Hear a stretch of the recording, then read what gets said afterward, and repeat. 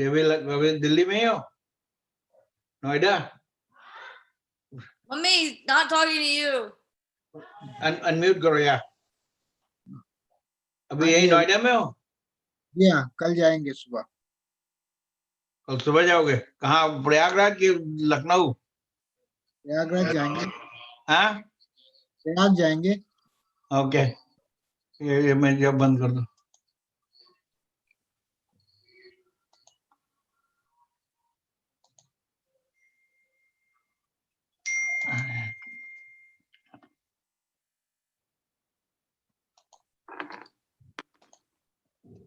कहाँ चला गया बेटा? Yeah. Go to the right. It's right there. You see the video already there? Push his screen down. Okay. Who's leading today? Me. Oh. Okay, video. Oh, hello, Mom.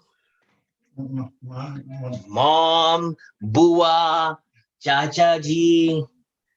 Minaji auntie, Darshna auntie. Mummy, you're muted. I don't know what Yeah. you're saying.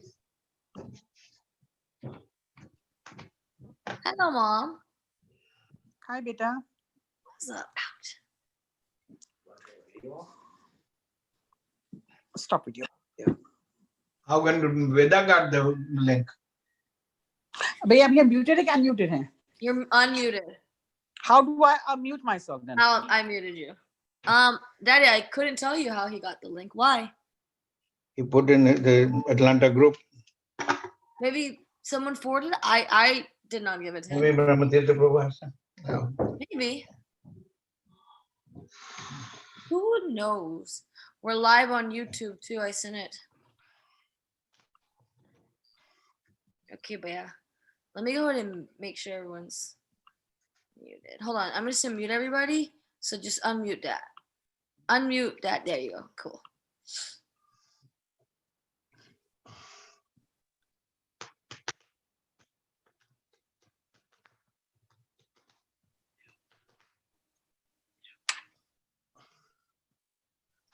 Okay, 7:30. Go. Not yet. Yes, it is. Now it is. Okay, Hare Krishna, everyone. Welcome. We don't have a verse today, so we'll go ahead and get started. Namah Vishnu Padaya Krishna Prastaya Bhutale Srimate Bhakti Vedanta Swami Iti Namine. Namo Vishnu Padaya Krishna Prethaya Bhutale Srimate Bhakti Vedanta Swamini Iti Namine.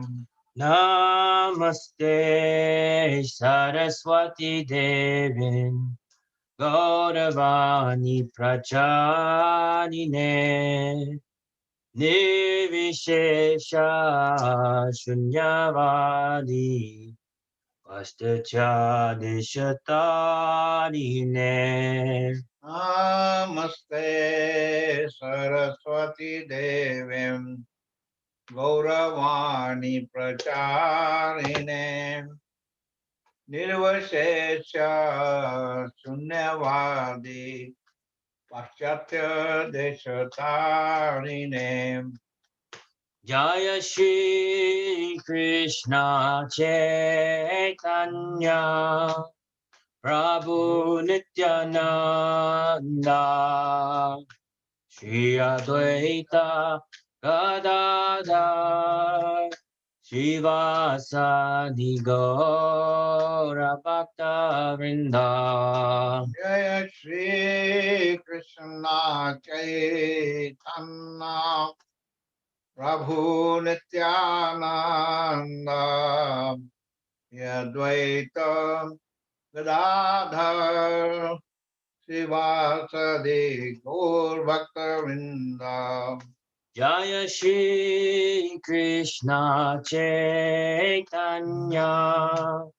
Prabhu Nityananda Shri Advaita Gadadhar Shivasadi Gaura Bhakta Vrinda. Jaya Shri Krishna Chaitanya Prabhu Nityananda Advaita Gadadhar Srivasadi Gaur Bhakta Vrinda.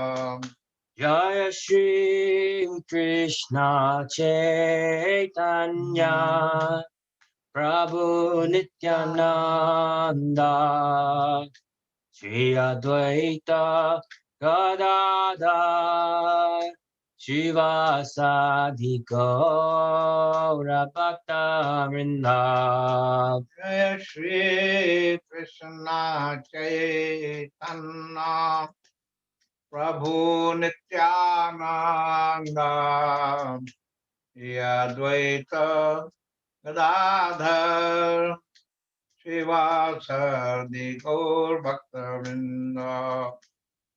Hare Krishna, Krishna Krishna, Hare Hare,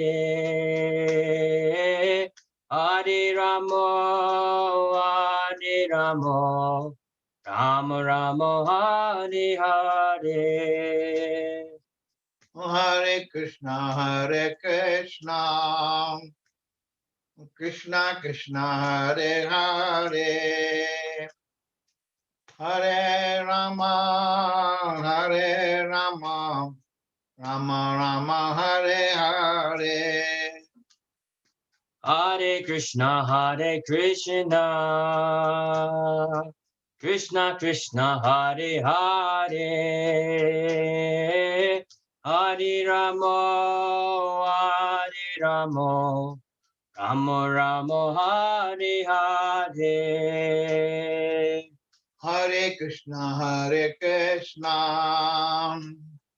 Krishna Krishna, Hare Hare, Hare Rama, Rama Rama, Hare Hare. Hare Krishna, Krishna Krishna, Hare Hare, Hare Rama, Rama Rama, Hare Hare. Hare Krishna, Krishna Krishna, Hare Hare, Hare Rama, Rama Rama, Hare Hare. Hare Krishna, Krishna Krishna, Hare Hare, Hare Rama, Rama Rama, Hare Hare. Hare Krishna, Krishna Krishna, Hare Hare, Hare Rama, Rama Rama, Hare Hare. Hare Krishna,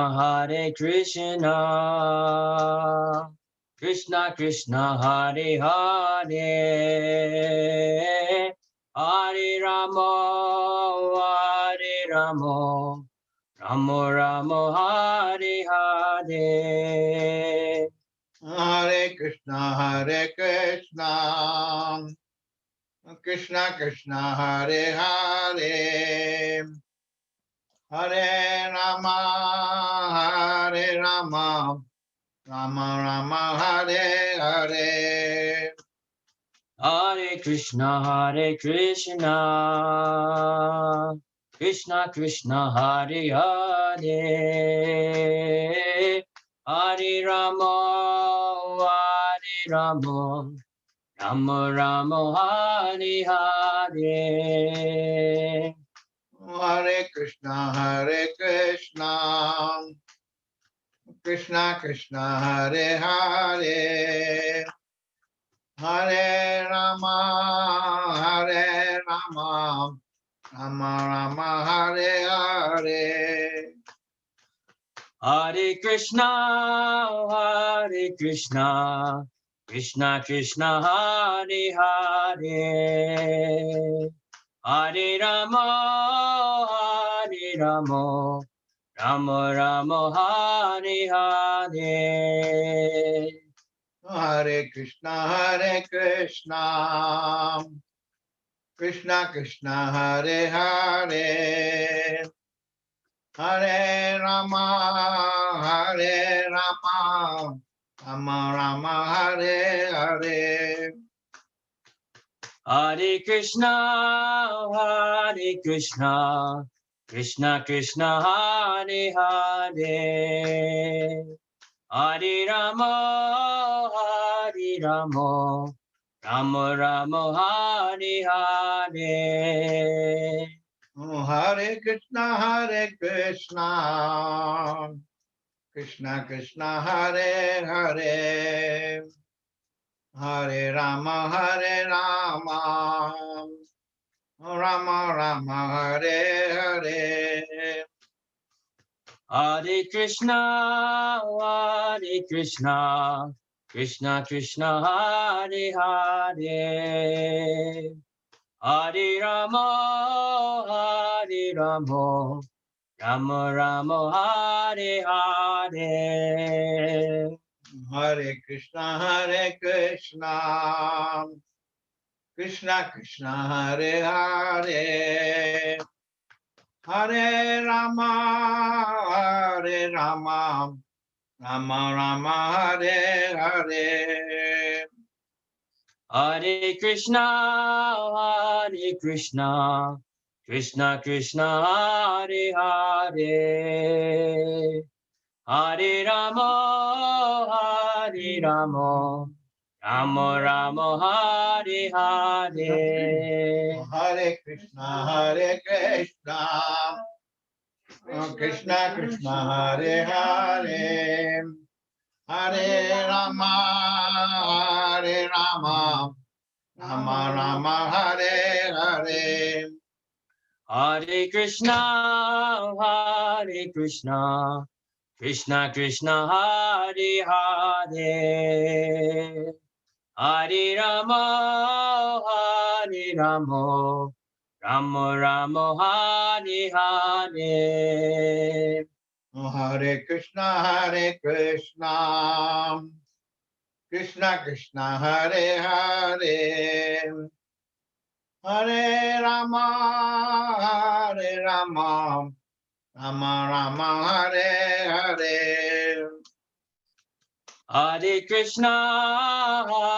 Krishna, Krishna Krishna, Hare Hare. Hare Rama, Rama Rama, Hare Hare. Hare Krishna, Krishna Krishna, Hare Hare, Hare Rama, Rama Rama, Hare Hare. Oh, Hare Krishna, Krishna Krishna, Hare Hare. Hare Rama,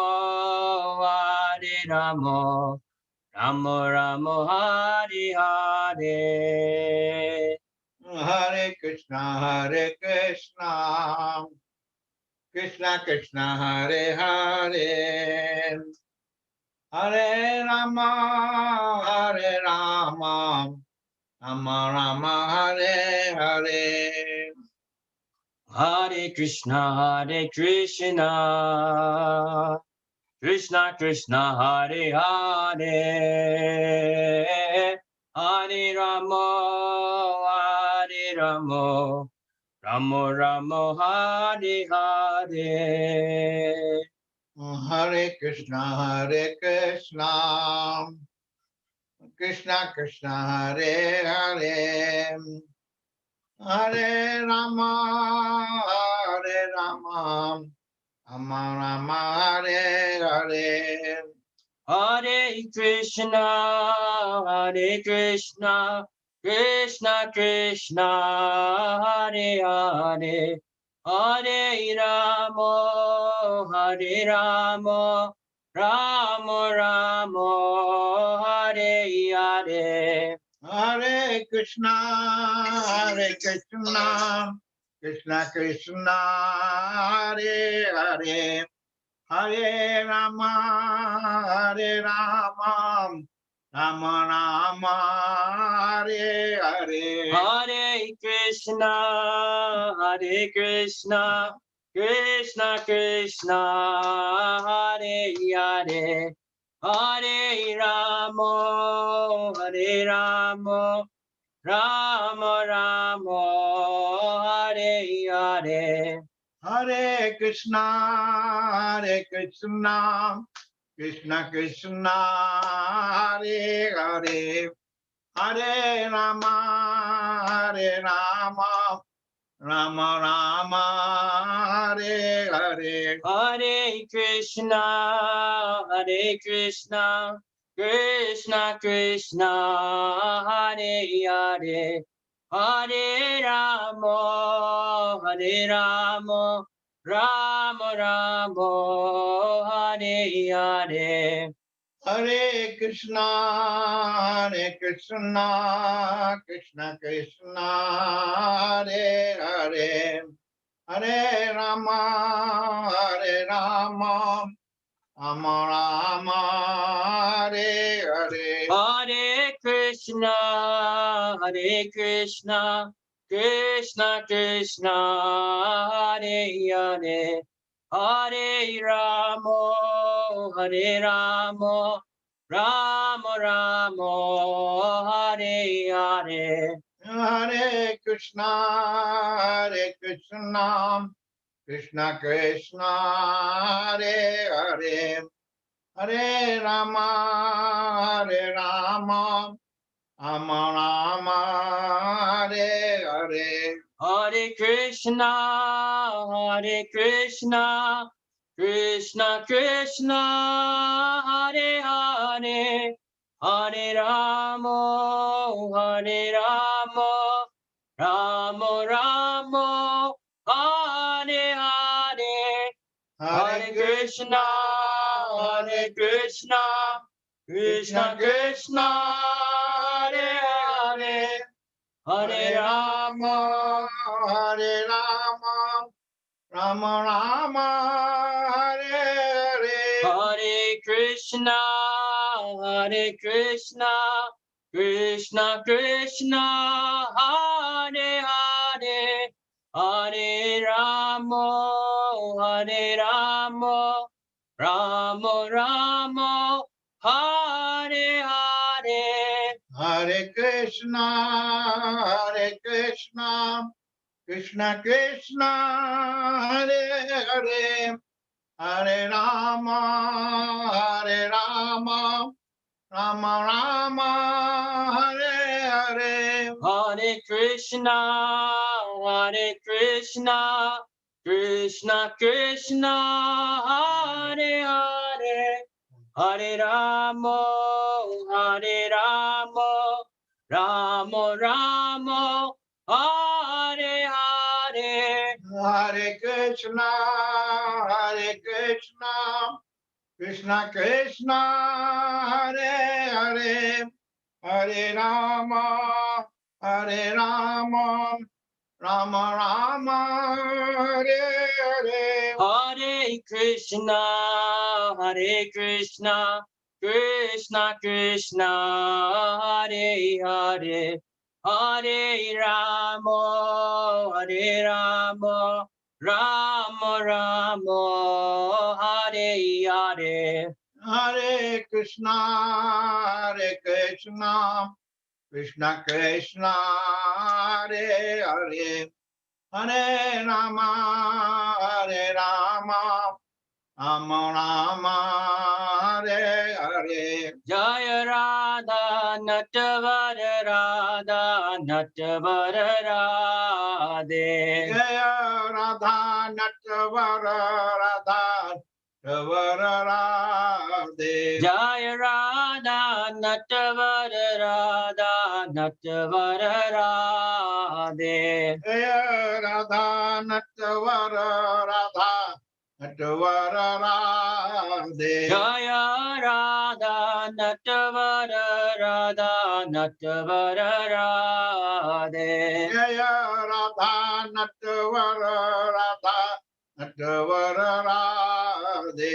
Jaya Gauranitai Gauranitai Gauranitai Jaya Gauranitai. Jaya Gauranitai, Jaya Gauranitai, Gauranitai, Jaya Gauranitai. Jaya Gauranitai Gauranitai Gauranitai Jaya Gauranitai. Jaya Gauranitai, Jaya Gauranitai, Gauranitai, Jaya Gauranitai. Jaya Gauranitai Gauranitai Gauranitai Jaya Gauranitai. Jaya Gauranitai, Jaya Gauranitai, Gauranitai, Jaya Gauranitai. Jaya Patita Pavana Shila Prabhupada Jaya Patita Pavana Shila Prabhupada. Jaya Patita Pavana Shila Prabhupada. Jaya Patita Pavana Shila Prabhupada.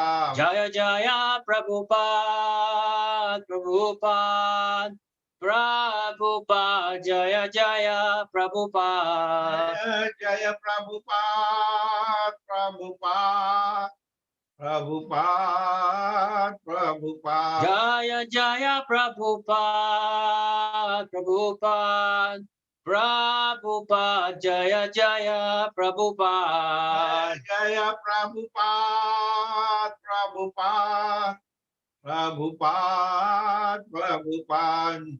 Shri Shri Radha Natvar ki jai, Shri Shri Gauranitai ki jai, Srila Prabhupada ki jai. Shri Shri Charan Prabhu, will you go ahead and unmute yourself so you can sing Yashomati Nandan? I think it is Vinaji. Oh, I'm sorry, it's Veena Auntie. Auntie, can you unmute yourself? Yes. Okay, and we'll finish at 8, Auntie. Okay. Yashomati Nandan Braj Varinagar Gokula Ranjan Kana Yashomati Nandan Braj Varinagar Gokula Ranjan Kana गोपी परन धन मदन मनोहर कालिया दमन विधान गोपी परन धन मदन मनोहर कालिया दमन विधान आमला हरिना आमिया विलासा आमला हरिनाम आमिया विलासा विपिन पुरंदर नवीन नगर बर बंसी बदन सुवासा विपिन पुरंदर नवीन नगर बर बंसी बदन सुवासा ब्रज जन पालन सुरकुल नासन नंद गोधन रखवाला ब्रज जन पालन सुरकुल नासन नंद गोधन रखवाला गोविंद माधव नवनीत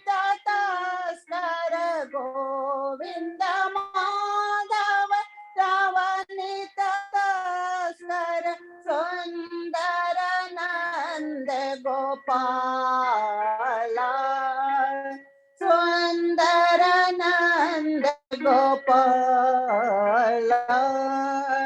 यमुना तट पर गोपी बसन रे रास रसिक कृप माया यमुना तट पर गोपी बसन हरे रास रसिक माया श्री राधा वल्लभ वृंदावन नटवर श्री राधा वल्लभ वृंदावन नटवर भक्ति विनोद श्रेया भक्ति विनोद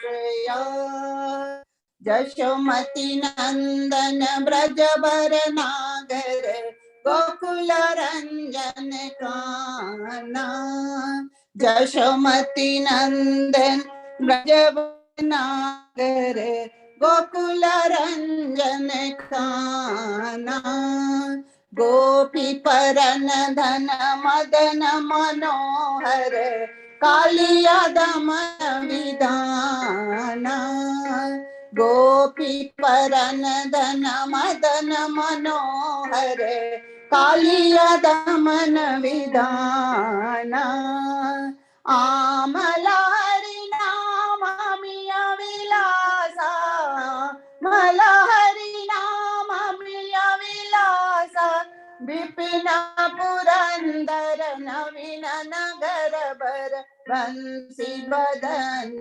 सुवासा विपिन पुरंदर नवीन नगर बर बंसी बदन सुवासा ब्रज जन पालन सुर कुल नासन नंद गोधन रखवाला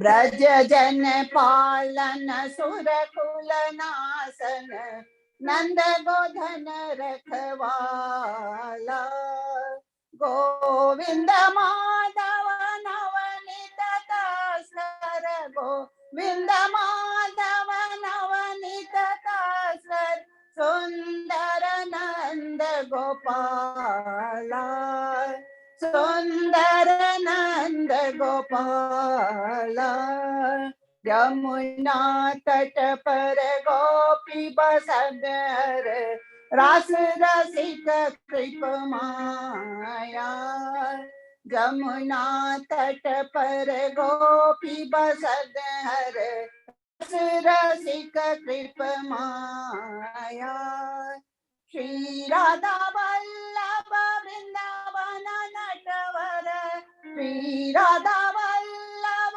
वृंदावन नटवर भक्ति विनोदाशाया भक्ति विनोदाशाया हरे कृष्णा कृष्णा कृष्णा हरे हरे हरे राम राम राम हरे हरे हरे कृष्णा कृष्णा कृष्णा हरे हरे हरे राम राम राम हरे Krishna Krishna Krishna Hare Hare Hare Ram Ram Ram Hare Hare Hare Krishna Krishna Hare Hare Hare Ram Ram Ram Hare Hare Hare Krishna Krishna Hare Hare Ram Ram Ram Hare Hare Hare Krishna Krishna Hare Hare Hare Ram Ram Ram Hare Hare Hare Krishna Krishna Hare Hare Hare Ram Ram Ram Hare Hare Hare Krishna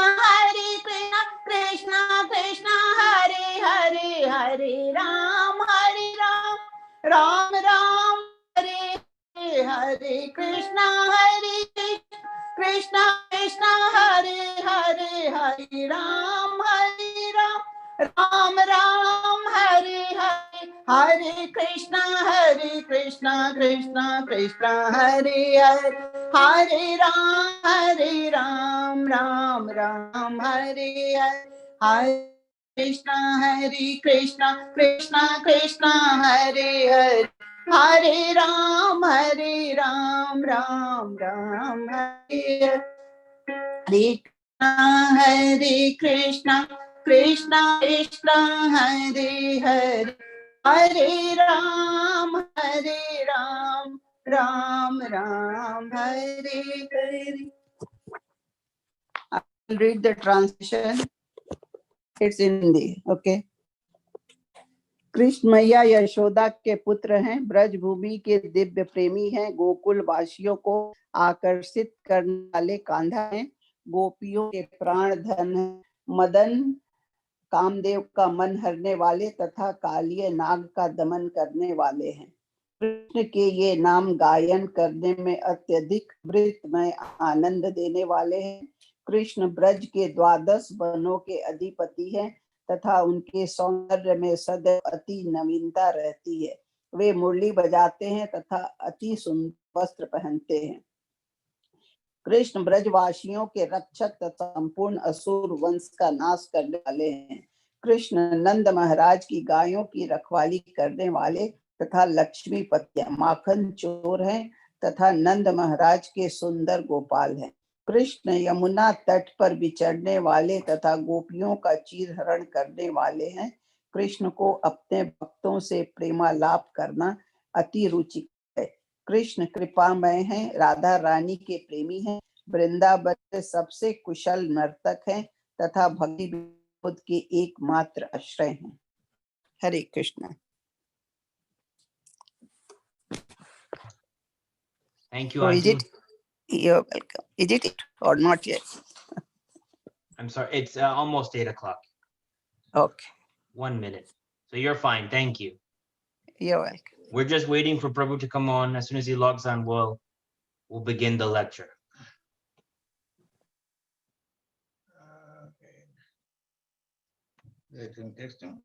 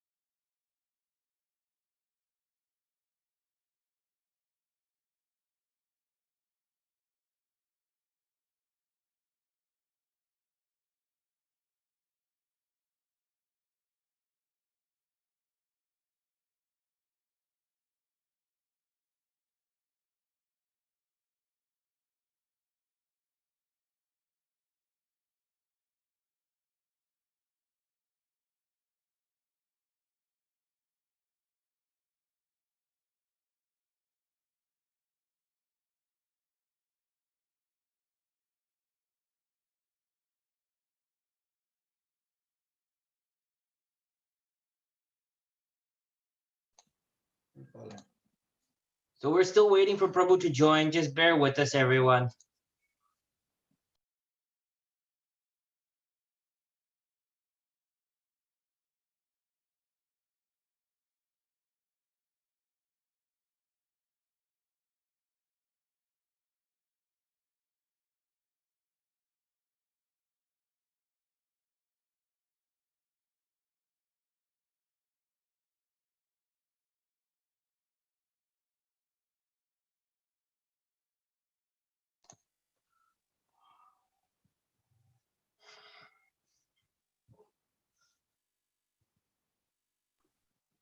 Let him. No, let him. Not yet.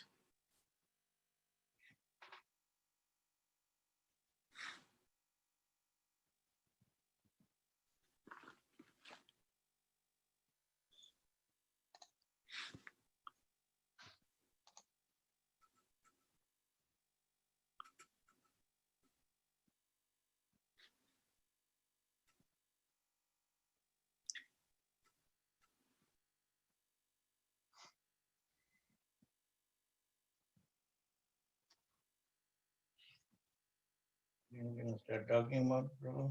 He hasn't joined us yet.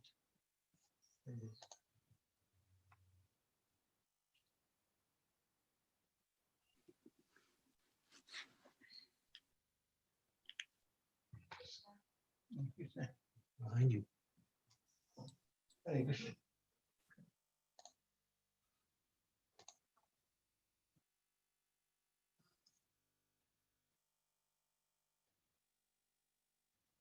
There he Oh, is. there he is.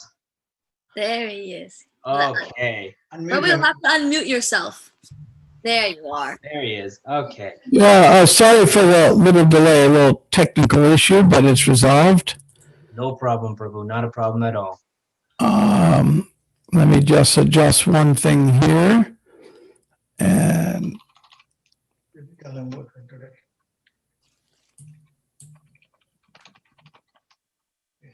okay, my sound should be okay now. We had a little sound issue, but I just fixed it. Yes, it's Okay. perfect.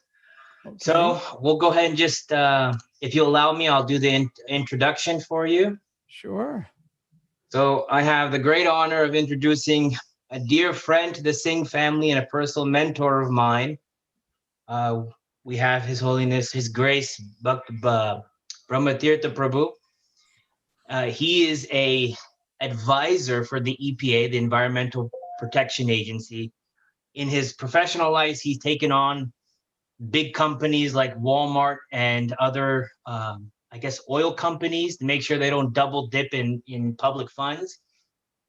He is a professional mediator and co-director of ISKCON Resolve, and he's the director of the Bhaktivedanta Institute of Higher Study, which I believe they just bought a brand new house to host numerous programs. So with that, I'll turn it over to Prabhu. I am glad to be here, especially with my second family, the Singh family. And I ask everyone who's here who's not in their night clothes yet to please turn on their camera. And if you can't turn on your camera, I will assume you're in your night clothes, which is perfectly fine because it's nighttime. Now, when I give a class in the morning and people are still in their night clothes, then it raises some eyebrows for me. But I like to see who I'm speaking to. So, and that's the only way I ever know if anybody will get my jokes or not. And they usually don't, so don't feel bad about that. Abhishek Prabhu mentioned that we had bought a house for the Bhaktivedanta Institute. I will just, before we begin, I'll actually show it to you. Let's see, I'm pulling it up right now. Here it is.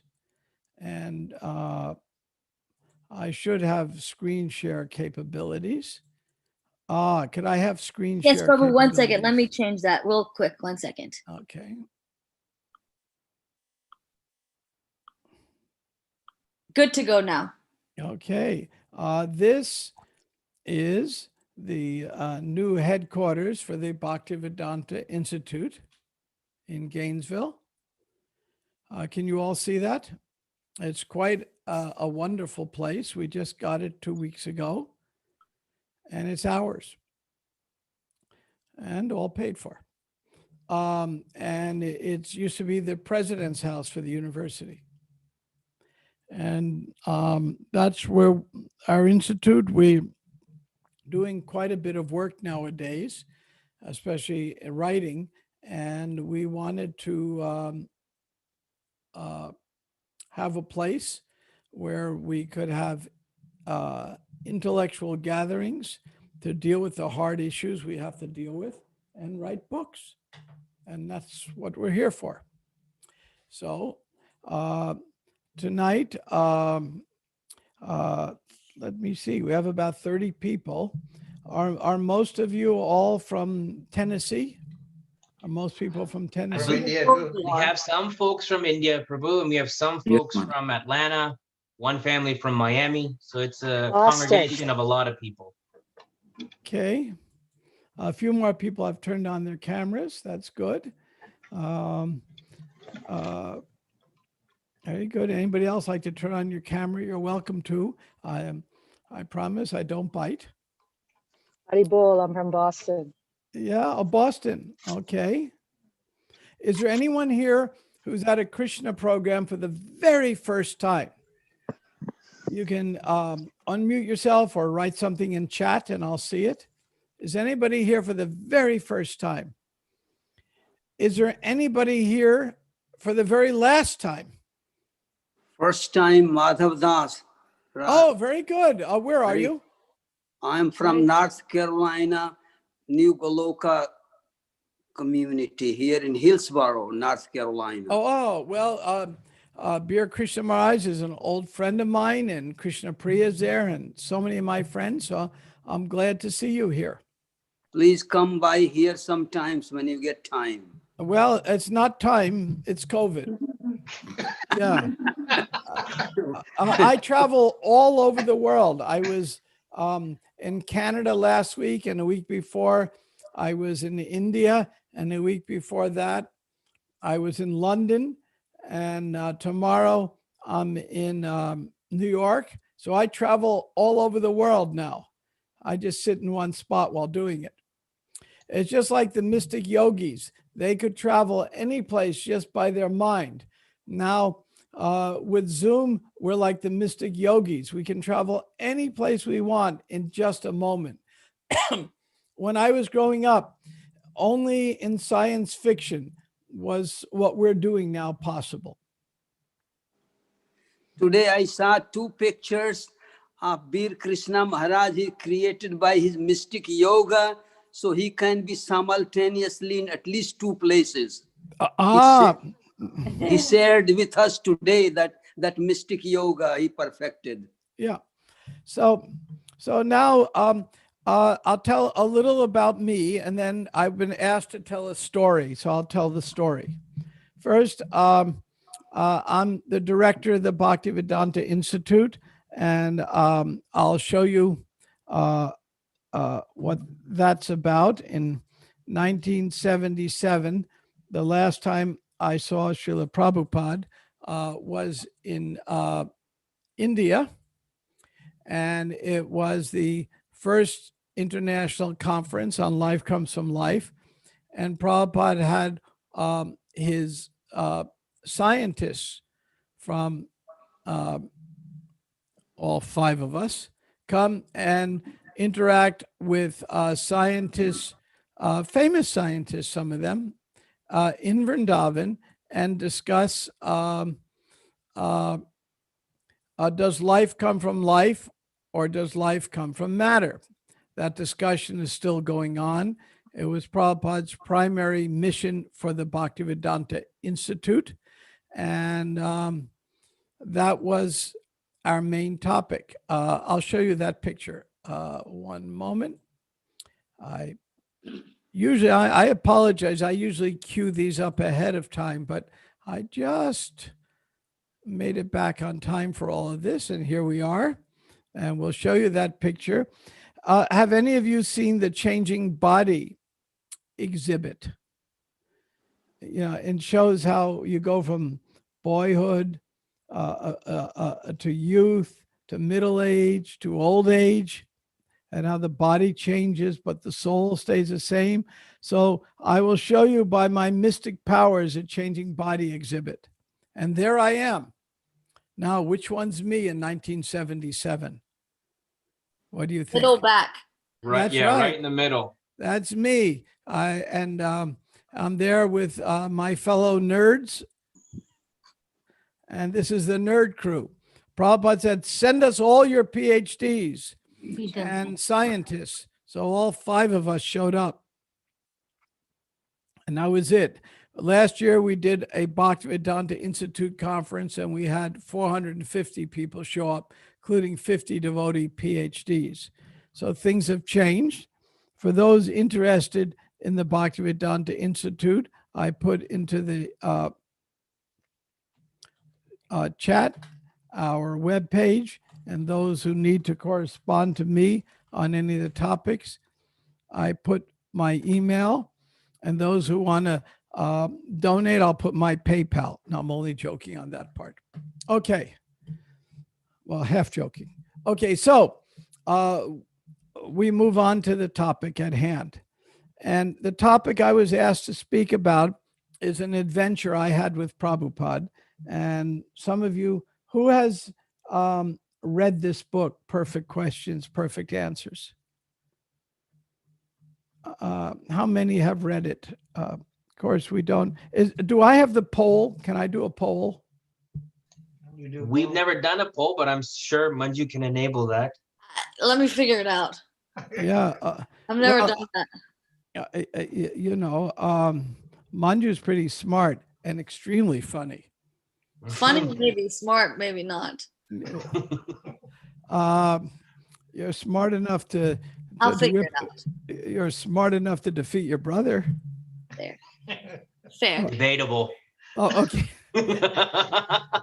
I have to email Miraj real quick. He's asked for the link, so I'll do that and then figure out how to do the poll. Yeah, okay. Maharaj? We won't do a poll. RTS. I'm sending Yeah, I was it. just wondering, for those who have their camera on, if you're familiar with the book Perfect Questions, Perfect Answers, raise your hands and then I'll see. Okay. And those who are not familiar, raise their hands. Okay. That gives me some idea. Okay. Well, I've been asked to tell the inner story of the book. Now, I told this a few weeks ago in a different forum, so some of you may have heard this. If so, you're welcome to change the channel.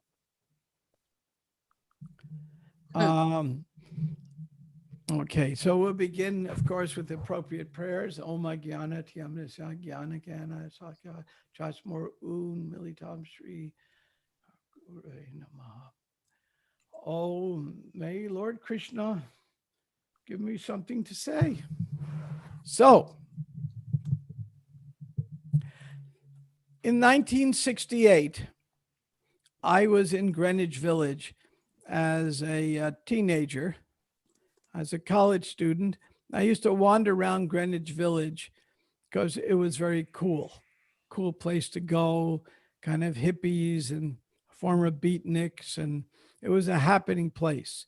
And I saw something really, really weird. Some people in green socks, blue socks, and bed sheets jumping up and down. And it was, and when you're in the village in the 60s, everything was weird. I mean, everyone was trying to look weirder than the next guy, just like today. If you go to Macy's department store today, I've done this, and you can buy jeans for $40. But if you want to buy jeans with pre-made holes in it, they're $50. So people want to fit in. In order to be cool, they'll spend $10 more to buy something that has holes in it. Now, to me, that means they got a hole in their head, but that's another matter. So in the village, everyone was trying to be weirder than the next guy, and the devotees beat them all. Now that says something. And this was a Kirtan party, and Jayadvaita Swami, a brahmachari then, was probably in the party, he tells me. And I was staring at them and just staring, and something struck me. First, since I was 10 years old, I wanted to go to India in the worst way. Can't explain it.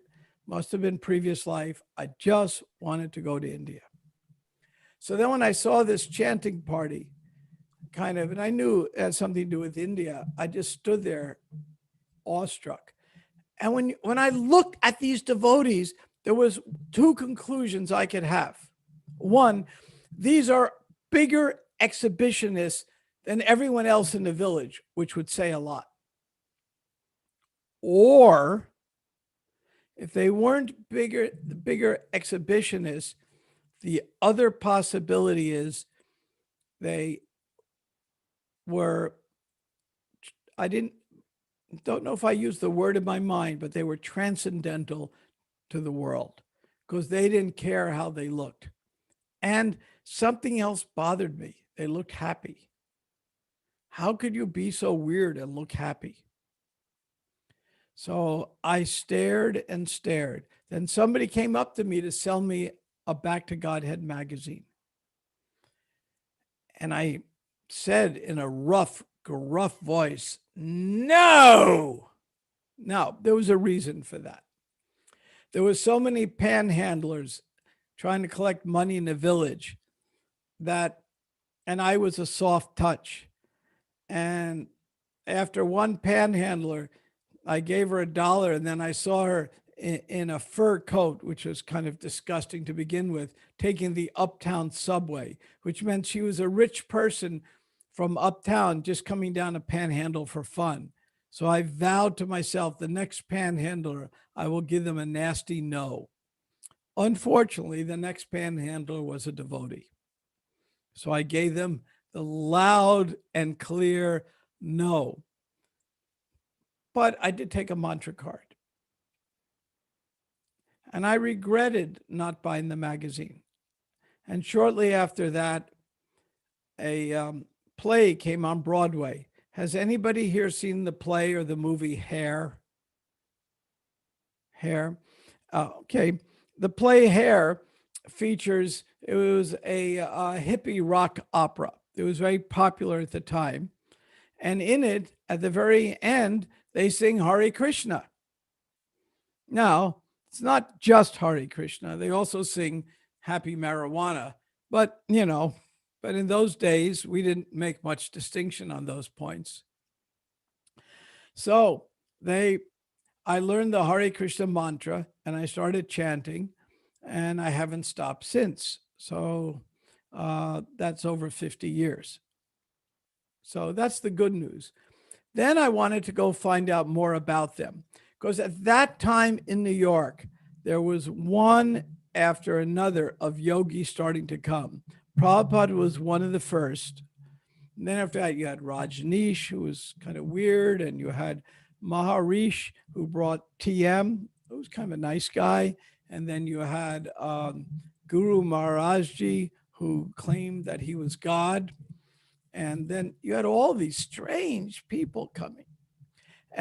And I wanted to understand which is real and which wasn't. And so it was kind of bewildering. I said, well, I better go to the Krishna temple.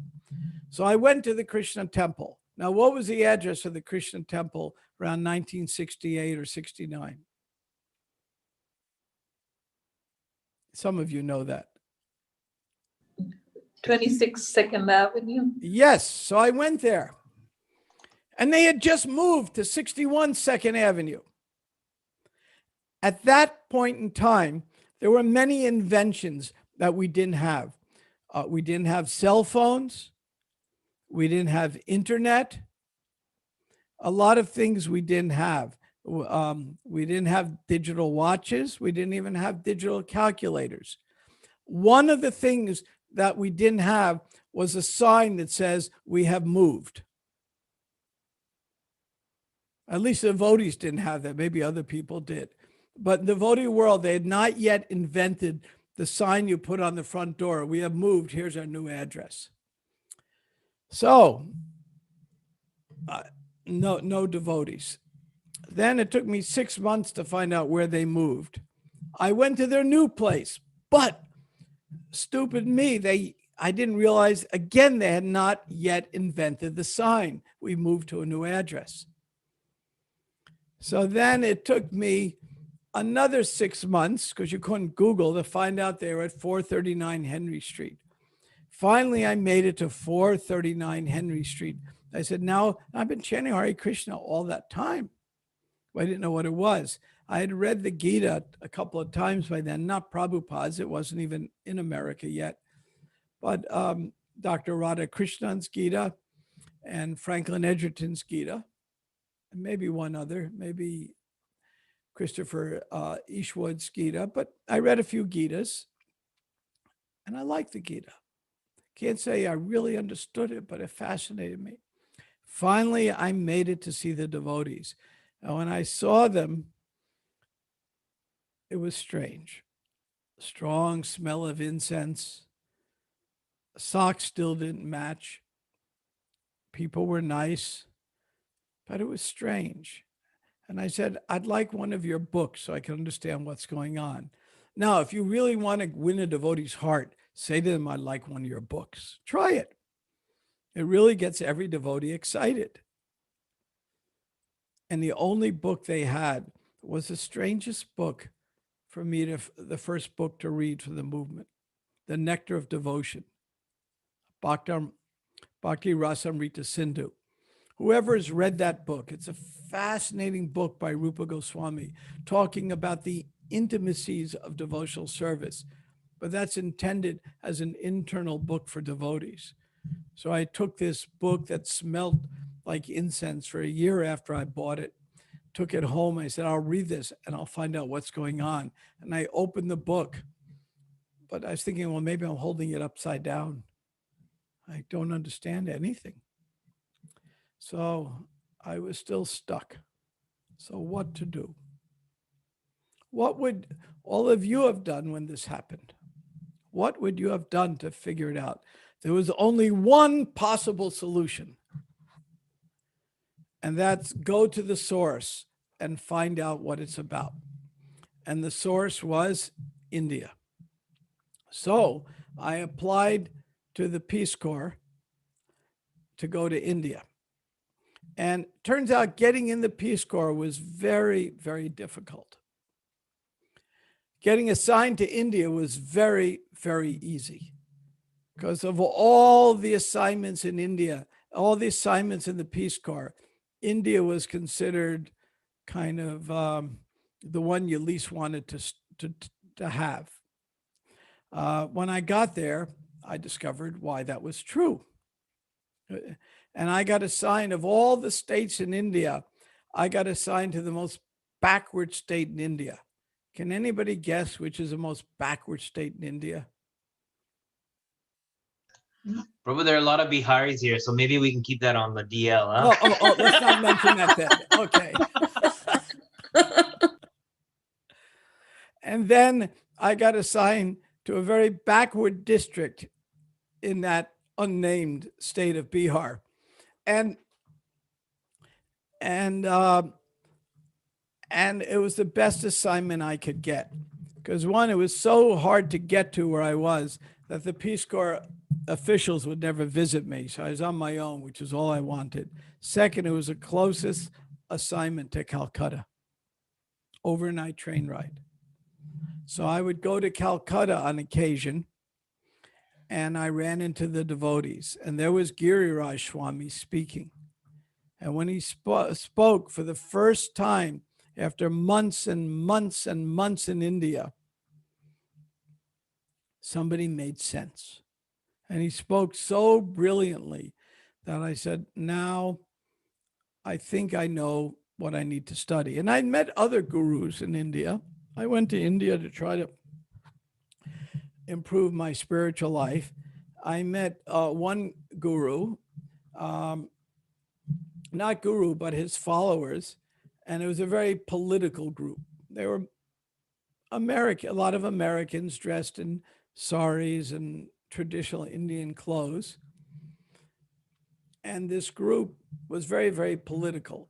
And their leader, when I went to meet them, they told me their leader was God. I said, well, that's nice. I always wanted to meet God. That's pretty cool. Where is God? He said, well, he's in jail for political things. I said, well, okay, God can go any place. And I said, what jail is he in? Maybe I'll visit. Oh, he's in the prison hospital. I said, oh, is he sick? He says, well, now listen to this carefully. His hemorrhoids were so bad, he had to go to the hospital. God with hemorrhoids, forget that. Okay, forget that group. Then I met another group. And this other group, I met this young man. He was my age, clean cut. Now, nobody my age, young 20s then, in India, you don't meet anybody my age that was clean cut, because the only people my age were hippies. And by definition, they had to have long hair and not shower. And this guy was clean cut and had shower. So I knew he was different. So I met him and I said, let's go to lunch. Tell me, this is in New Delhi. What are you doing here? Says, I came to look for a guru. I said, thanks. That's what I'm here for. Well, I found a guru. He can make ashes appear out of his hand and knows the Gita inside out. I said, that's cool. Mystic knows the Gita. That's what I want. And I said, how well do you know the guru? I was his personal secretary. I said, you were his personal secretary for guru who can do mystical things and knows the Gita. This is it. This is what I came to India for. By the way, what are you doing in New Delhi? Well, I'm going home. Well, if you came to India, met your guru, and you're a secretary, why are you going home? So, well, I got tired of this guru reaching into my pants inappropriately. Okay, scratch that one off the list. That's one less I have to pursue. And everything just took me to Prabhupada's feet. And so then finally I was in Calcutta and I heard Giriraj Brahmachari then speak. And then my next visit to Calcutta, I went to a temple and there was Prabhupada. And I was invited to meet him. So I walked in to meet him. And I asked my first dumb question. And I had just come from Bodh Gaya. Now, Bodh Gaya is where the Buddha got enlightenment. And I sat under the very sapling, they claim, of the original tree where the Buddha got enlightenment. I sat there. And of course, nothing happened. I'm not the Buddha. Okay, scratch that. So then, but I'd been in this Buddhist consciousness. And in the town I lived in the unnamed state of Bihar, there was only 2 vegetarians in the town, me and at the school I taught, one Buddhist fellow. Very rare to find a Buddhist fellow like that. So one of my friends was a Buddhist. So when I saw Prabhupada, the first thing I said to him, well, you're all followers of the Hindu side. Why not be a Buddhist? Okay, dumb question number 1. So Prabhupada answered me in a very predictable way. Can anyone guess how Prabhupada would have answered me? Very predictable. Any guesses? He asked, You can unmute. he asked about the fundamentals of Buddhism. Yes. He asked me, what did the Buddha say? Prabhupada wasn't going to argue Buddhism or Islamism or Hinduism or Judaism or any ism. He wanted to talk philosophy, not isms. So he said, what did the Buddha say? So I said, well, there's a fourfold or eightfold, or is it sixfold? Or finally, I'm stuttering around and 8 noble truths, or was that 4 noble truths? Finally, after a few minutes of being an idiot, I said to him, I don't know what he said. I couldn't remember. And Prabhupada said, then why are you asking? Well, that conversation didn't, after that, I said, I'll sit and listen now for a while. But Prabhupada was very kind to me. And for those who don't have the personal association of Prabhupada, you can still have it because you read books such as Yogeshwar's recent biography of Prabhupada or the Leelamrita, especially Mukunda Goswami's Miracle at 2nd Avenue. You read any of these books, you'll get to know Prabhupada as well as any of us who met him. These books definitely take us there. Now, and by the time I joined the movement, 71, 72, the movement had grown so large that people joining didn't get much personal association with Prabhupada, but I got lucky. And I was probably the last devotee to join to get that lucky to get a lot of his association. Now, how that happened was accidental on my part because everything is done by Krishna's arrangement. So what happened after meeting Prabhupada, I was very impressed. I wasn't a strict vegetarian, but when I met him, I became a strict vegetarian. I was leaning that way, but I got very strict. I kept up chanting, went back to my teaching, and then I was in Calcutta some months later, and I ran into a devotee, and it was right after the Bangladesh war. India-Pakistan had a war America sided with which country? Do you know? When India and Pakistan fought, who did America side with? Pakistan, And who did Soviet Union side with? India. India. And who was I working for? The US. Yes. I mean, working for them, I was earning, a few hundred rupees a month, living, without running water or any facility, wells and buckets and, all that. But I was still officially with the American government. So it created some tension. I mean, the students at the local college marched to my house to lynch me because they thought somebody spread the word I was a CIA spy. I wasn't. But these things happen. But there really is a God. I can prove it. I'm still here to tell you the stories. So I thought it was things. I went to Calcutta to take a little break, see what was going on. Calcutta population doubled over in 2 weeks with refugees. And the devotee said, we're doing food relief for Bangladesh refugees. Now that really interested me. I felt I should do something to help this whole mess of a situation. So they invited me up to a place I never heard of called Mayapur. Now, Mayapur is a whole city now. It's a beautiful place. It's a very historic place that was rediscovered by Bhaktivinoda Thakur, the birthplace of Chaitanya Mahaprabhu, a very holy place. So I went up to Mayapur.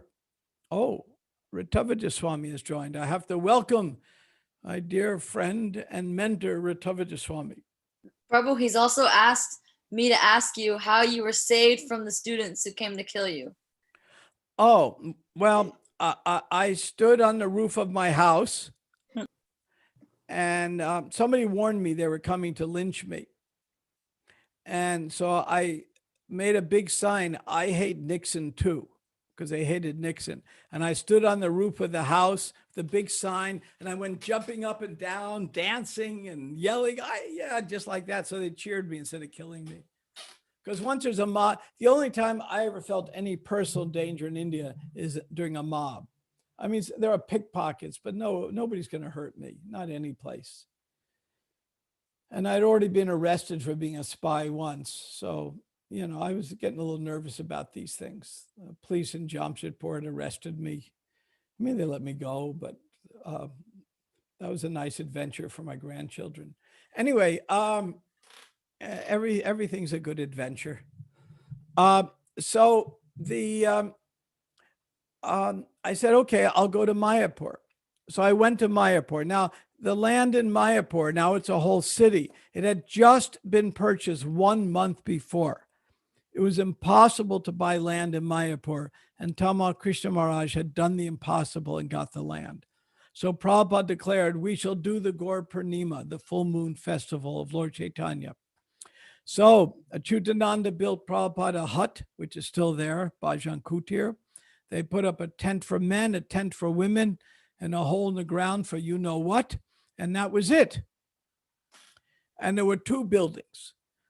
There was a Bhajan Kutir for Prabhupada, and then they built an outhouse for Prabhupada out of straw until one very overly ambitious devotee decided, well, an outhouse should have some incense in it.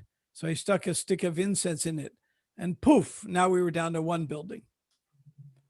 That was really quick. So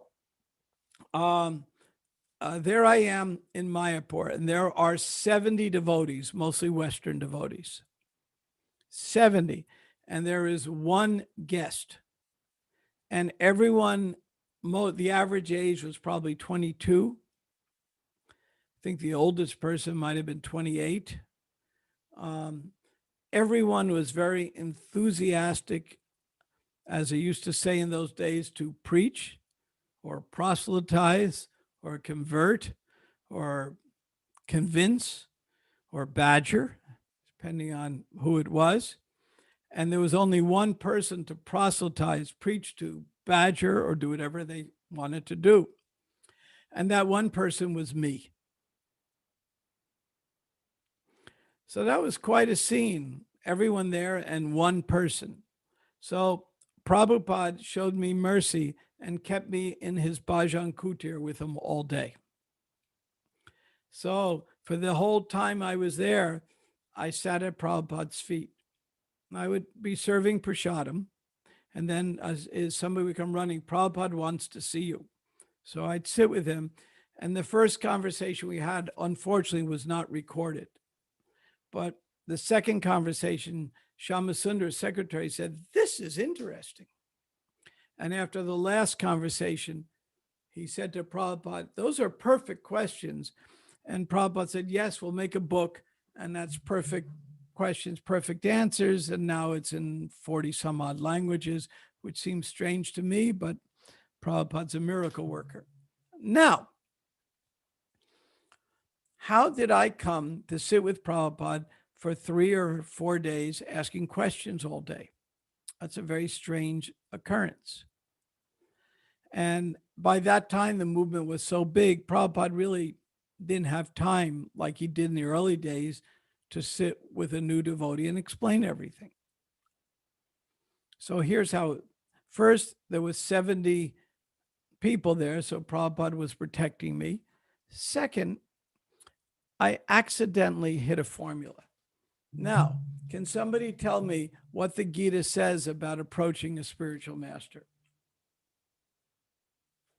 How do you approach a spiritual master? Prabhu, very submissively. Say again? Very submissively. Submissively, yes. And what else?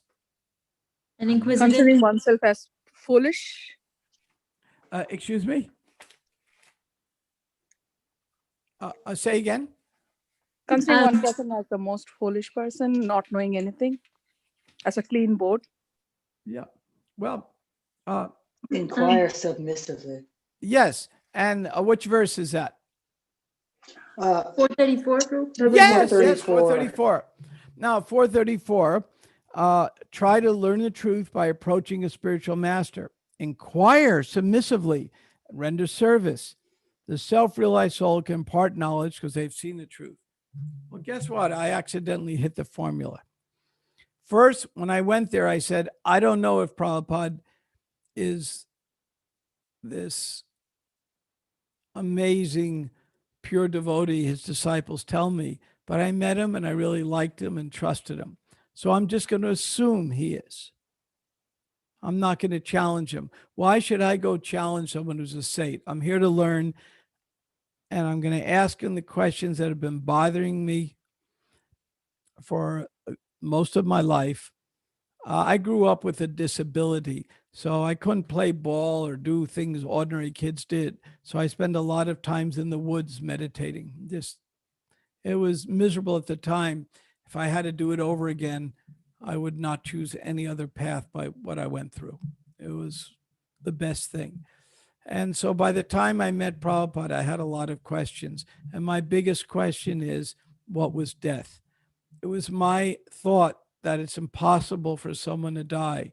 And every time I'd see somebody die, usually, the grandparents of my neighbors and eventually my own grandmother, when I see anybody die, it just sent me into a state of total depression because it's impossible for someone to die, but people are dying. I couldn't reconcile it. And I would read books, Tibetan Book of the Dead and everything. Finally, the Gita started giving me some clarity, but I couldn't understand it all. So I wanted to understand what was going on. So when I met Prabhupada, I said, well, I'm going to just assume he knows the answers. I'm not going to challenge him. So I was submissive. I was doing my service, feeding the Bangladesh refugees. So I accidentally hit the formula 434 in the Gita. So what happens when you hit the formula? Prabhupada then does what 434 says, can share his wisdom with me. And that's exactly what happened. Now, it gets a little stranger than that. When I studied the Gita in college, there was only Prabhupada was imparting knowledge to me, but there was a strange thing happened. When I studied the Gita in college, there was one verse that bewildered me. It really I couldn't quite understand it. And it was Pi Chetsu Darshano. Even if one commits some most abominable activities, if he's on devotional path, he's to be considered saintly because he's rightly situated. And that verse, I didn't know any Sanskrit. I mean, I knew Hindi, but no Sanskrit at all. Hum kuch Hindi jante hai, but no Sanskrit. So I didn't know any Sanskrit. And the very first verse Prabhupada quotes to me is the only verse I knew in the Gita in English. And he quotes it in Sanskrit and says to me, so you know this? Now, if that's not mystical, I don't know what is. And the last verse Prabhupada quoted to me was the same verse. So that verse is very important to me because it teaches me not to judge people. Even if one commits an abominable activity, don't judge harshly.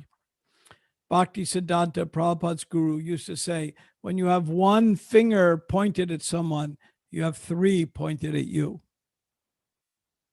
So somehow or other, that was the first verse Prabhupada quoted to me, and it had a deep impact on me till this very day.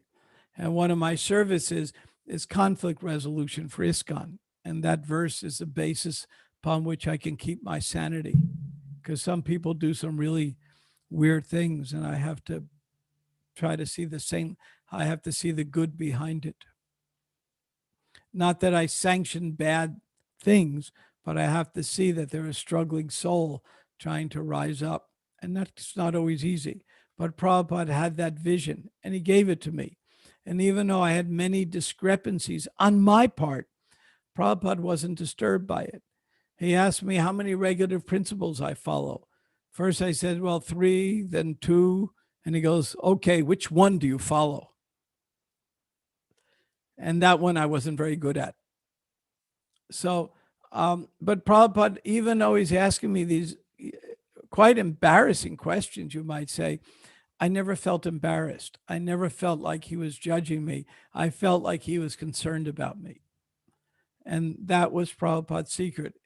He, we loved him so much because how much he loved us. As simple as that. So after I was there a few days, after many hours of conversation, I was trying to understand things theoretically, but I didn't want it to get personal. I mean, if it got too personal, I may end up with a haircut like I have now. That was kind of scary. And, and I was engaged. I had a fiance back home, and this whole thing was getting a little scary. So Yamuna, the beautiful Yamuna, who sings the Govinda prayers every morning, she came up to me on the Gaur Purnima night, the full moon, like tonight, the full moon night. And she came up to me and said, you are so lucky. You are so, so lucky. Prabhupada's spending all this time with you. And she was crying. She was crying. You are so fortunate. Prabhupada doesn't spend days with anybody. He's spending all this with you. How fortunate are you? And it affected me deeply. And I walked off behind all the pandal into the fields to think about it. And I collapsed and started crying. I said, oh my God, I'm going to get a haircut. I can't do this. And so the next day, Prabhupada called me in and I said, well, thank you for all you've done for me. It's wonderful. You give me all this attention, but I have to leave now, go back to my teaching. And Prabhupada turns to me and says, do not talk L-E-A-V-E. Talk L-I-V-E. Don't talk leave, talk live. And I said, you want me to stay? He goes, yes. And I said, well, if you want me to, I'll stay here longer. He goes, good boy. Now, you know how you have your dog, you say, good boy. So at that moment, I knew I was his dog. Then the conversation got very personal. It was about me, not theory. So some people have asked, and my dear, wonderful friend Nitai Gaurasundar asked me to speak on the origin of perfect questions. So now you know the origin of it and how it happened. And then when I came back to America, Prabhupada sent me a letter that he's going to make a book. He's going to call it Perfect Questions. And then Jayadvaita Brahmachari then asked me if I would listen to the tapes and check it against the manuscript. And he handed me the manuscript that had been typed up. I still have it, 108 pages. That's auspicious. So that's the inner story of Perfect Questions. Now we'll stop and I'll answer any questions you have on any topic you like, or you can give comments, or you can give feedback and reflections on anything that struck you, or you can ask who I think is going to win the election, but anything you like. So you can go ahead and unmute yourself if you have a question or comment that you would like to pose.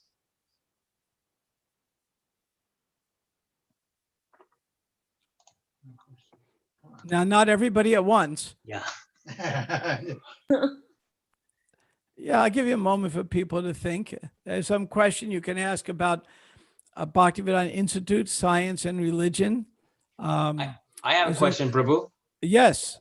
So when you initially sat with Prabhupada and you asked your question about Buddhism, what was your initial impression of Prabhupada even before you sat down? Well, I mean, he was just sitting there, and you know, so I mean, I had heard from his disciples that he was, you know, a pure devotee or whatever, the normal things.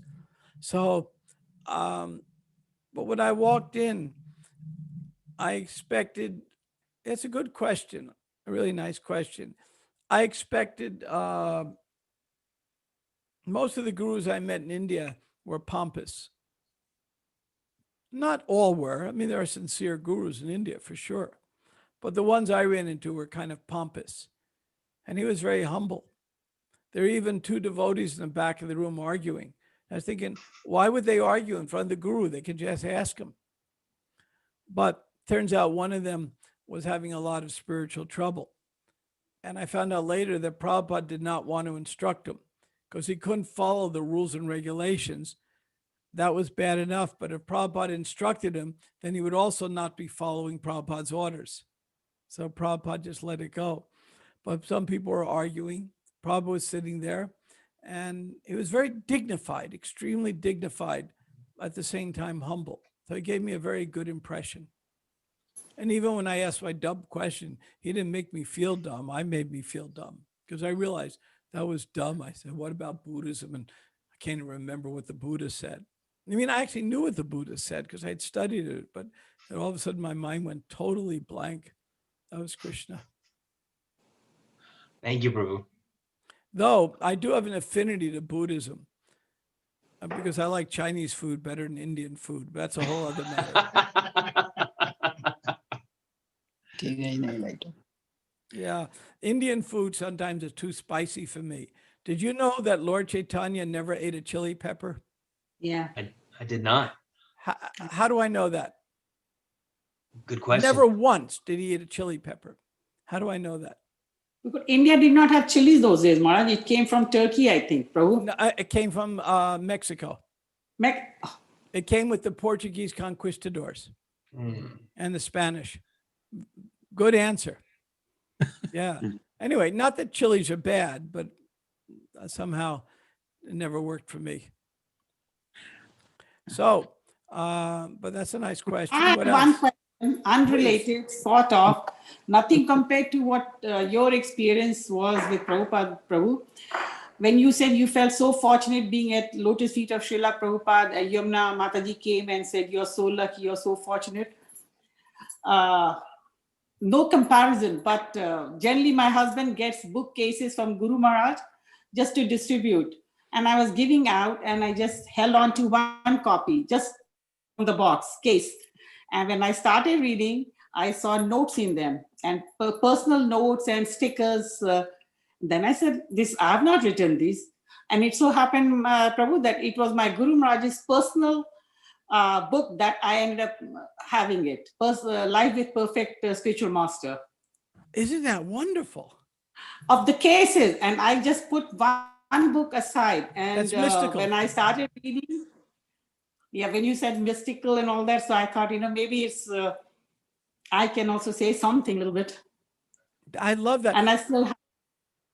Yamuna's biography has a term in it that she coined that is so wonderful. And anybody who hasn't read her biography, don't start it if you have anything else to do, because you can't put it down. It's impossible to put down. And the word she has is Krishna magic. Everything she did, she was depending on Krishna. One day she and her husband were in London wondering, we can't pay the rent. There's nothing we can do. And they're walking down the street and it started raining money. Somehow somebody had poured money out the window. They have no idea how it happened. They just grabbed it and there was a rent. It was Krishna magic at every moment, because she was so dependent on Krishna that there was always that magic. And all of us have to live that life expecting Krishna magic.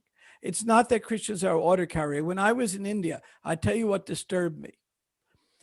When I went to India, I really went to understand higher consciousness. So I would go to temples and mosques and churches and ask people, why are you praying?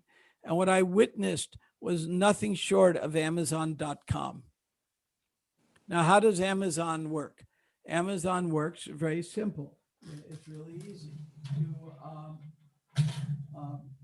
go and you take out your credit card and you make your deposit, and the next day the package arrives at your door. Simple as that. It's quite magical, you might say. Similarly, when I would ask people why they're praying, they're making a donation at the temple and expected the next day the dowry to be delivered or whatever it was. It was nothing. It was the same consciousness as Amazon. God was their order supplier. And I found that horrible. I didn't want that. I didn't go to India and get Delhi belly for that purpose. And anybody in that generation went to India, I assure you, got Delhi belly. Prabhu, I think Vijay Narayan uncle has a question. He unmuted himself earlier. Maybe he can unmute himself now. There he is. Raj, what was the verse in Gita that inspired you, which happened to be the same which Prabhupada told you to? That was a Pete Chetudacharo. Even if one commits most abominable activities, if he's on the path of devotional service, he's to be considered saintly because he's rightly situated. And that when I studied the Gita, I was at RPI in upstate New York, and I was taking a course in Oriental philosophy. So I asked my professor, can you explain this? And he couldn't explain it. I said, look, I thought very linearly, you're either a saint or a sinner. In this verse saying you could be both, that made no sense to me. See, in the West, our favorite word is or. You're a Republican or a Democrat. You're a saint or a sinner. You're this or you're that. But in the East, the word and is more prominent. Because if you're a deeper thinker, the word and makes more sense. Because you can be this and that. In the West, we have a lot of trouble thinking in anything else other than yes or no. But it's called there's a term for this, polarity management, in which you think more in terms of and than or. Turns out successful companies use these techniques. And so in India, there was much more I discovered, and you can be this and that. And so that verse bewildered me because I was thinking in terms of or, not and. You can't be a saint and a sinner at the same time.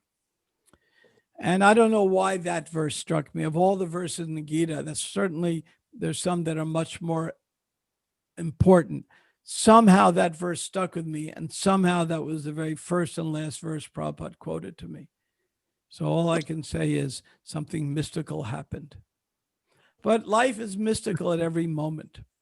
The difference between Prabhupada and me is Prabhupada saw the mystical at every moment. When Prabhupada, wherever he went, he saw an opportunity. He went to Africa. When he first went to Africa, right before I met him, and Brahmananda and others met him, and they were preaching in Kenya to only the Indians.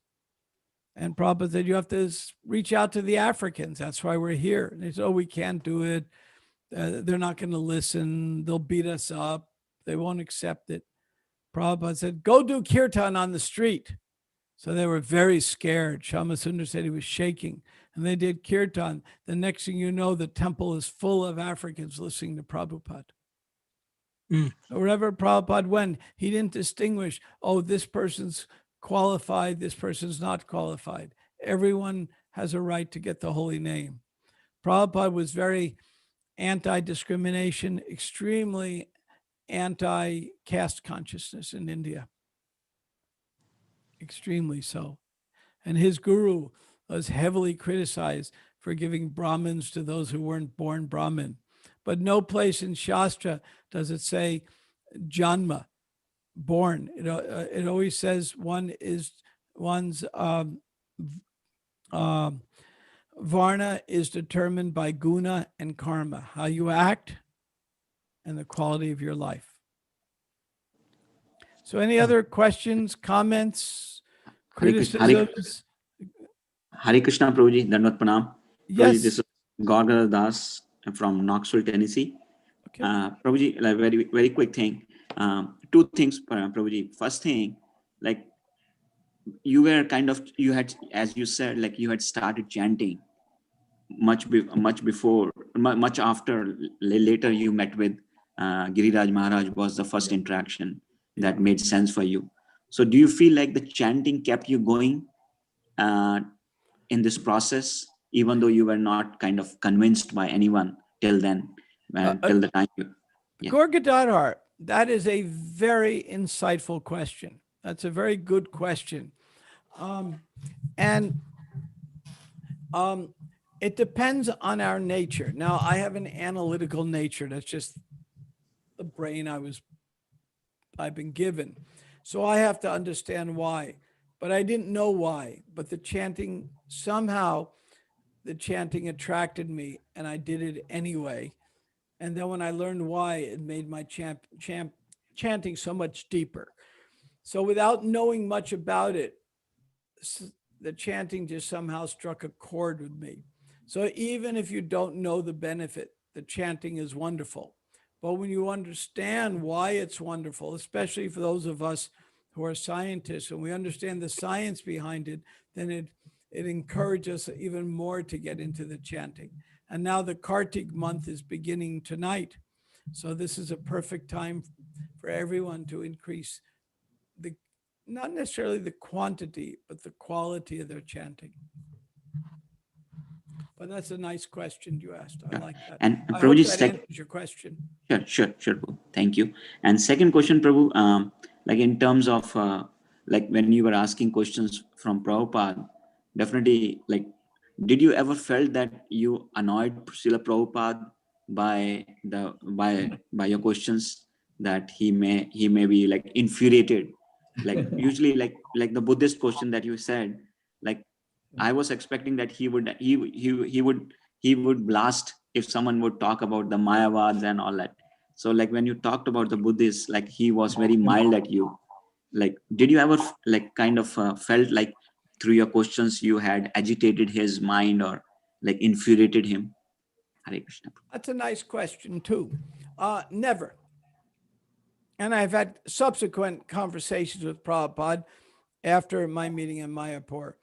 And no, because any question asked sincerely, Prabhupada saw the sincere question point behind it. And some of my questions weren't very good, but Prabhupada gave good answers anyway.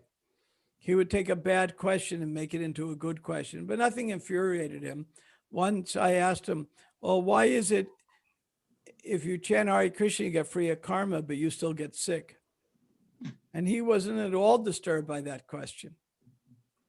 Not at all. He thought that was a good question. And he said some things that were really shook up the movement when I said that to him. He said, because my disciples are nonsense, so I'm accepting the reaction. And to me, that was just an ordinary thing. Oh, okay, now I have an explanation. Devotees had never heard that before, and they were quite shook up by it. But Prabhupada wasn't disturbed at all. Now, one time I got very proud in front of Prabhupada, and I'll tell you that story quickly. I didn't get initiated for several years. In those days, everyone got initiated in 6 months. I was following, but there were some reasons I wanted to wait till the right time. So some devotees were preaching to me, oh, what's wrong with you? You know, you're in graduate school, you're not fully surrendered, you know, something wrong with you. Now, other devotees were very encouraging to me, but some devotees were very discouraging to me. They weren't very mature. So finally, they convinced me in my own mind that there was something wrong with me. So Prabhupada was coming to New York, and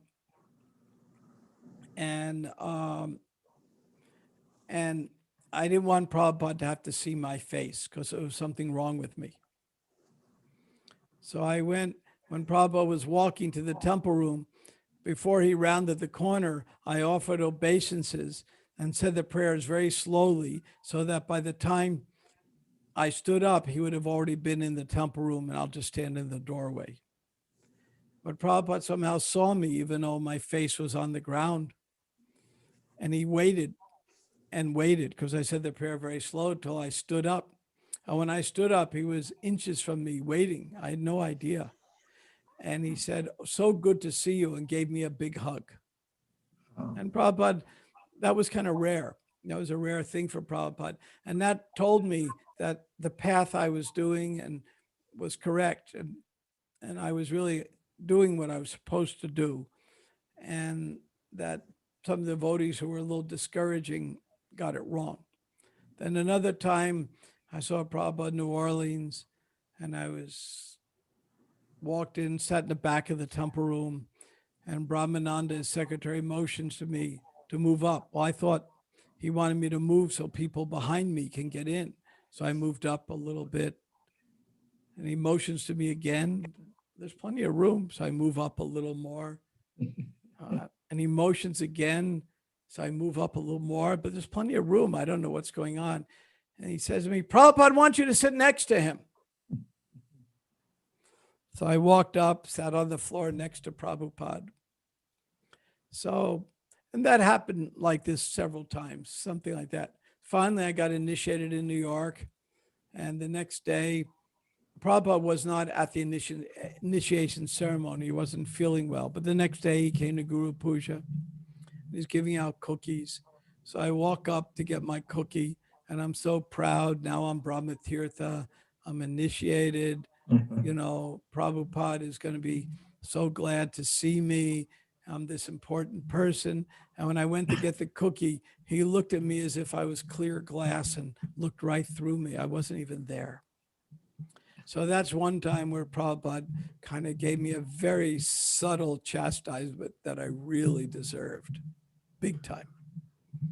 But, you know, Prabhupada, he really rarely got angry. And if so, it was just for a minute. When Prabhupada got back from Africa on that trip I mentioned, nobody thought to get a yellow fever card. So when he landed in Bombay, there was a whole pandal planned. And it was a long trip getting to Bombay because the flight from Africa had to make some stops, and then there was some delay, and everyone was very tired. And they get there, and all of a sudden the immigration says, I'm sorry, you can't enter the country. You don't have a yellow fever card. None of you have it from the party. His secretary had made a mistake. And they said, we'll have to quarantine you. So the devotees started arguing and arguing, but you can't argue with these officials. There's no point. And Prabhupada said, oh, that's okay. We're all tired. This way we can rest for a week in quarantine. So Prabhupada was very equipoised. Sometimes he'd get angry when people would do something nonsense like start saying he's God. Then he got angry. If you called him God, he got pretty angry. And if you criticize other devotees, he got pretty angry. But if you asked him something really dumb, he would just shrug. Prabhupada had a great sense of humor, but there was such a generation gap that many times we didn't understand it, went over his head. When I listened back to tapes, he is so funny. You can't even believe how funny he is. When my wife first met him, now I understood his accent because I lived in India and I lived near Bengal. So Bengali accent was nothing to me. I could understand 99%. But when my wife heard him, she had never heard a Bengali speak in her life. So she's asked him a question and he answers. And she has that look in her eyes like, what's he saying? And Prabhupada turns to me and goes, translate. Now that's really funny because he was speaking English.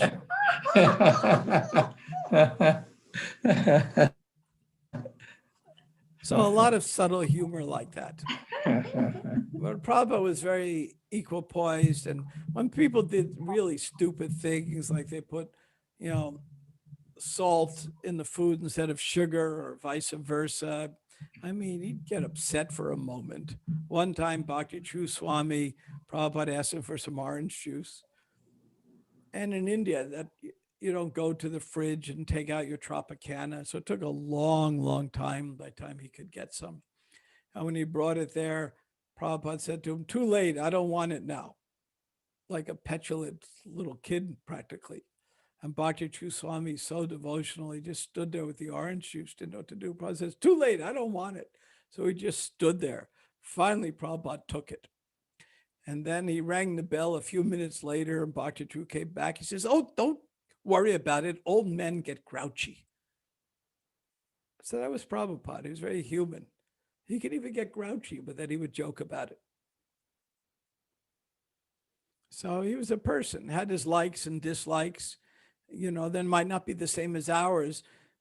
I remember one devotee in the early days came back after a few months in India. He was an American guy from New York. He came back with a Bengali accent because Prabhupada had one. He thought he should have one. So that we're supposed to follow in the footsteps, not imitate. You don't get a Bengali accent after a month in India. I mean, after a year, I didn't get a Bihari accent. Okay. I think there's one more question, Prabhu. There's one from Two more. questions. I'm sorry.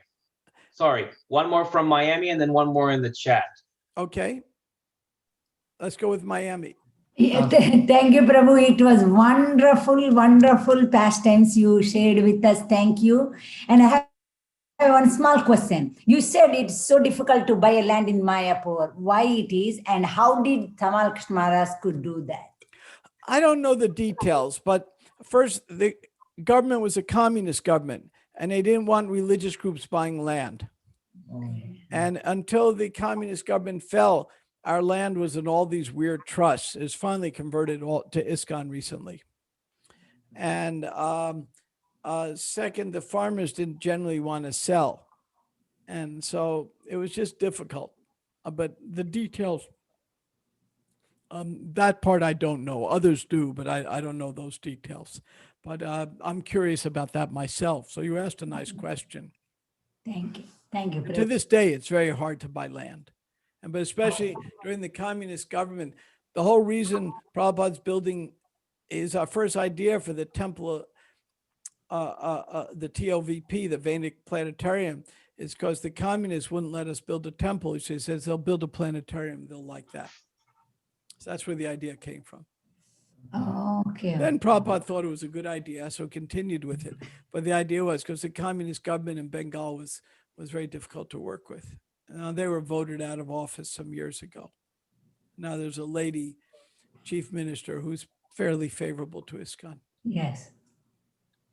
So the question in the chat, Prabhu, I see is it. Do you remember okay. any questions from the first day that did not get recorded? That is such a good question. The answer is yes and no. I don't remember in detail, but I do remember, and maybe I'll write this up in the next edition.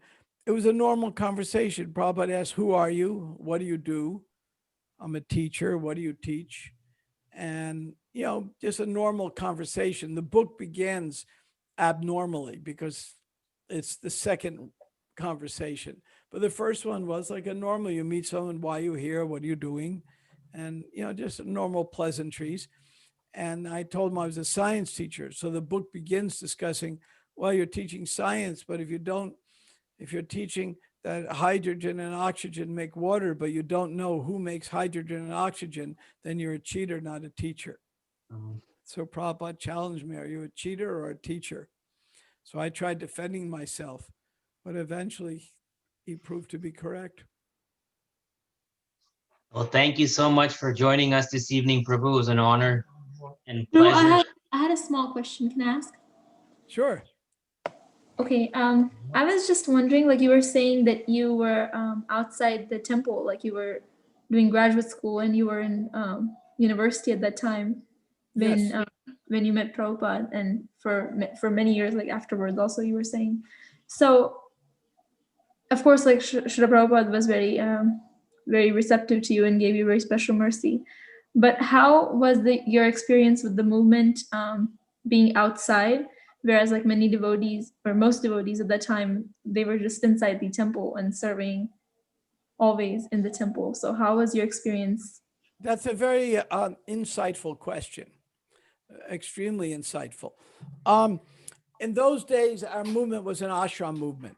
And after Prabhupada left, eventually the ashrams emptied out.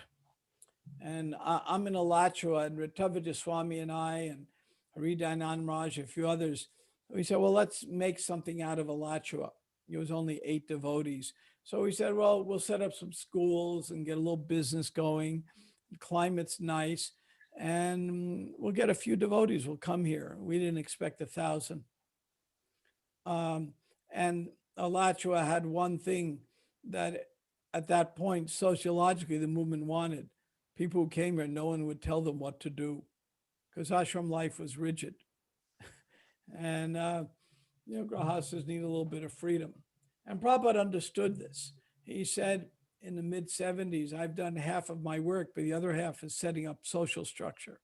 And I haven't done it yet. And he was on the way back to America to go to Gitanagari to do that. And, but then he returned to Vrindavan to leave us. So in those days, almost everyone lived in the ashram or an apartment owned by the temple. A few devotees worked outside. Gopal Krishna Maharaj now was Grahasta then. He had a job like Clairol, the ladies' hair work. So I used to take the train into New York and meet him for lunch every week. His wife then would pack lunch. We'd have lunch. So some devotees worked outside. Prabhupada always approved that. But the devotees who worked outside, other devotees would preach to them, you shouldn't do this. You should just be fully surrendered in the temple. And they say, well, Prabhupada authorized it.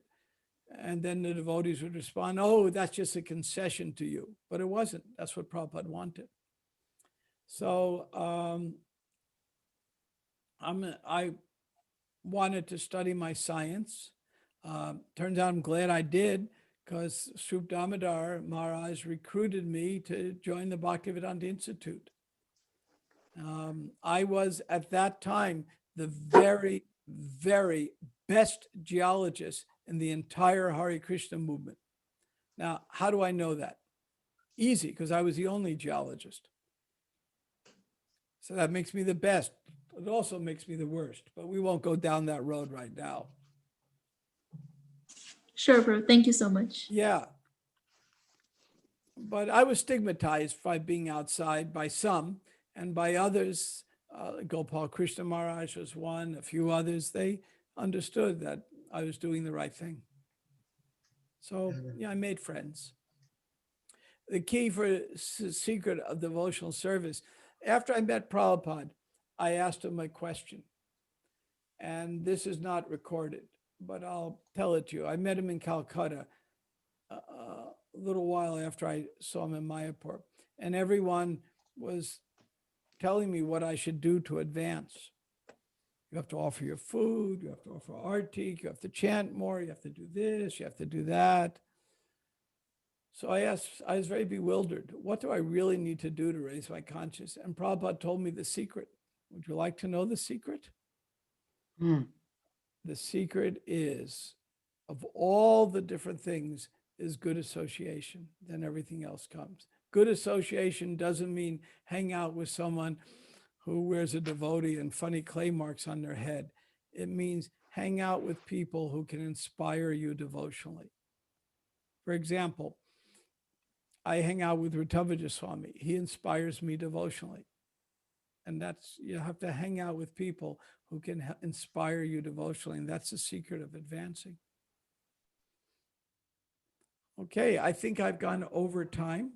And now it's getting too late for you, Prabhu, too. But I think there's one question. There was one last question, Prabhu. You can make it a short reply if it's okay. Oh, it's okay with me. The night's young. It's how come Srila Prabhupada was able to influence so many people through simple chanting and teachings of the Bhagavad Gita? Well, that also is a very appropriate question. How? Because he did it purely.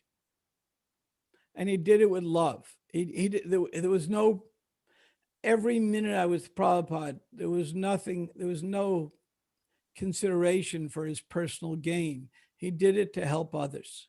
He did it in a mood of service.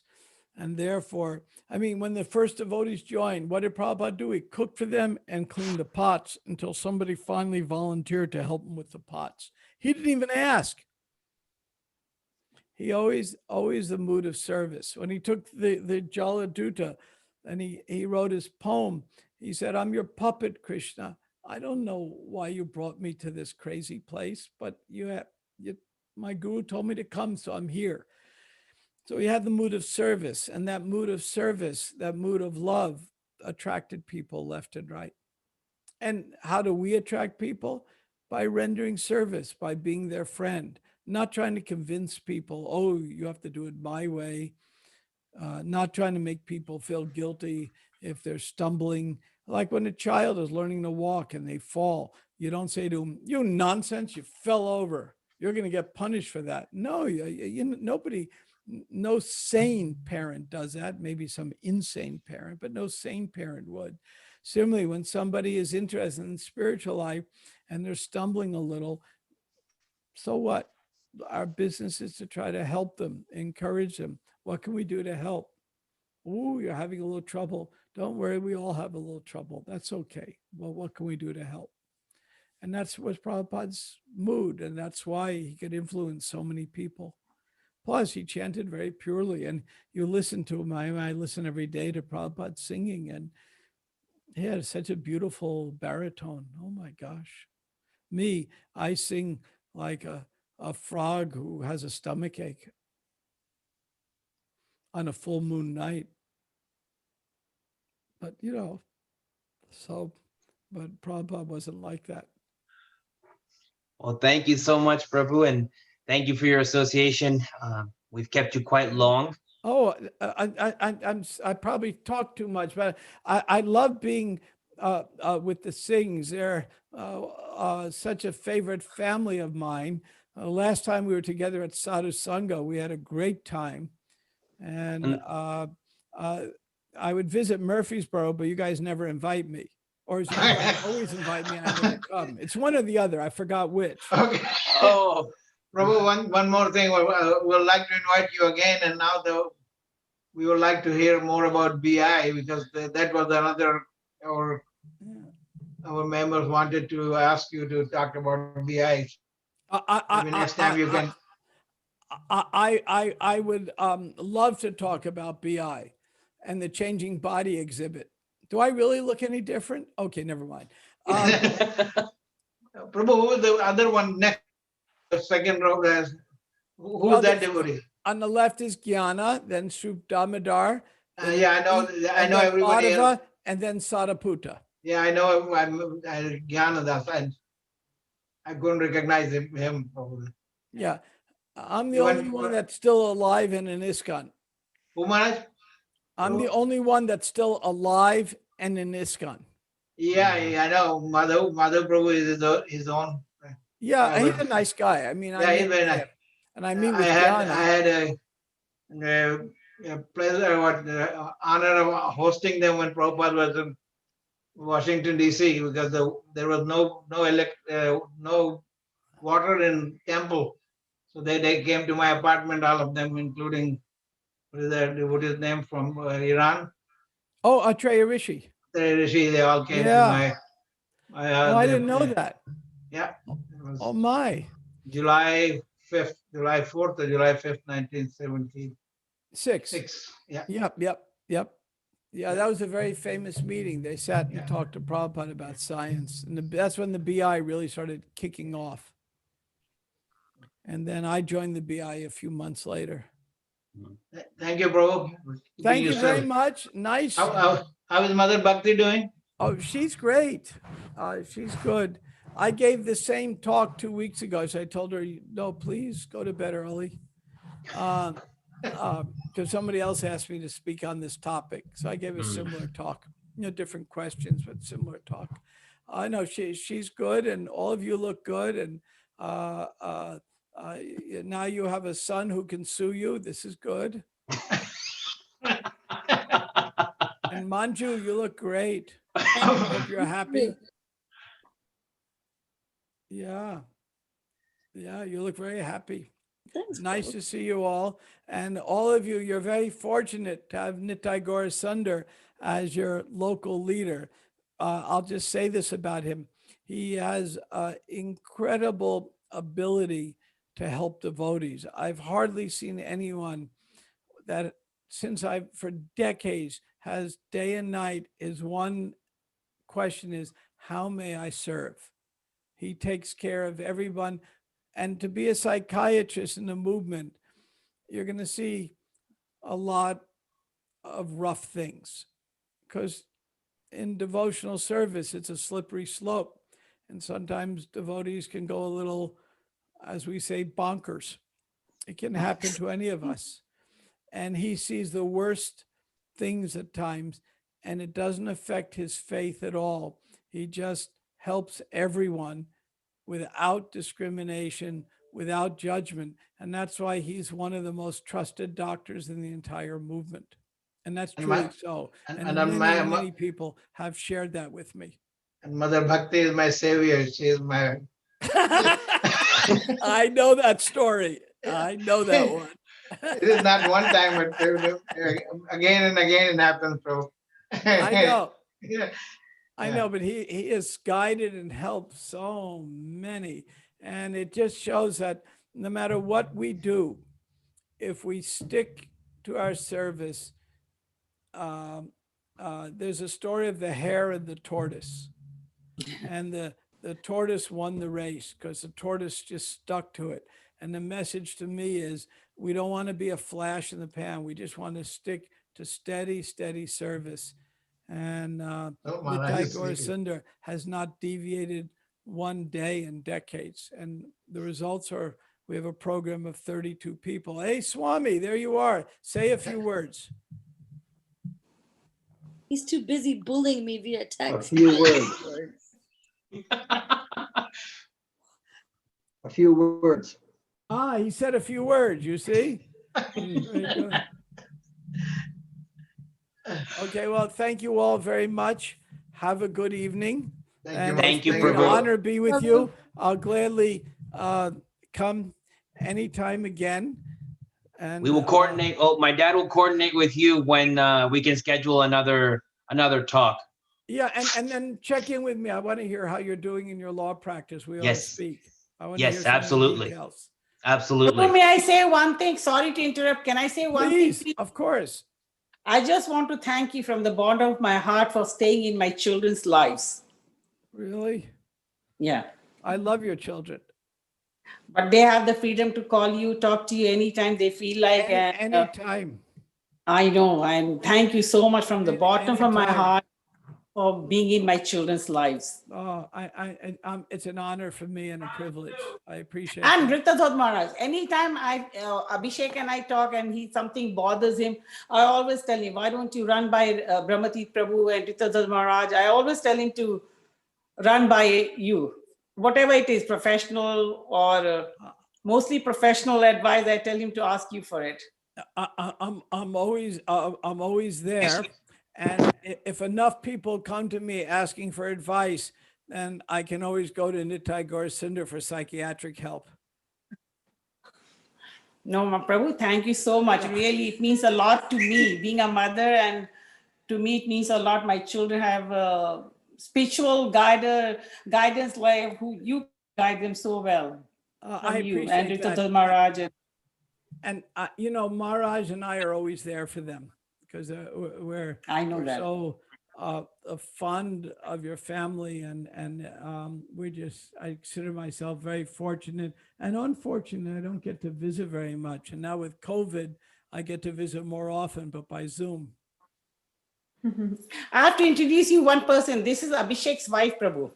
Oh yeah. We We met? met. We met at the law conference. Yeah. Oh, Yeah. I didn't recognize you, but I'm glad to see you.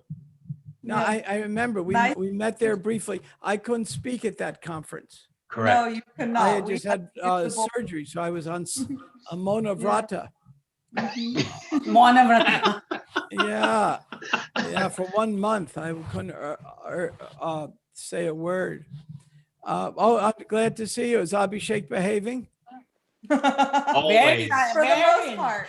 All the time, Prabhu, all the time. Okay. Best husband. You know, if he doesn't behave, I always say to his mother, he's not too old for a spanking. That's for sure. Well, maybe let's cut the program short now, huh? How about that? Hare Krishna Prabhu, I'm Hare glad to Krishna see you. Maharaj. Thank you, everyone. And also thank you for His Holiness Ruttavaja Maharaj for stopping by. Are we Thank not you, doing the Maharaj. singer prayer? We've not done it. We didn't do it last week either. I'm sorry? The singer prayer. Program's not over yet. Oh, right. Amit Bhaiya, can the girls... It's 10:30 for Brahmacharya. It's like Yeah, 9:30. Prabhu can leave, but everyone else in Central Standard Time, we didn't sing last week either. Oh, so you have to do that. Okay, if you lead it, Munj, we're in. No, the girls are gonna lead it. No, I'm only leading on it. No, come on, Munj. If you lead, we'll stay. Raj, I'm gonna mute you. I'm the controller here. Andrew, don't do that. Okay, okay, divine. I'm gonna leave. What did you do last week? Namaste Narasimhaya. Namaste Narasimhaya. Varadhanadaine.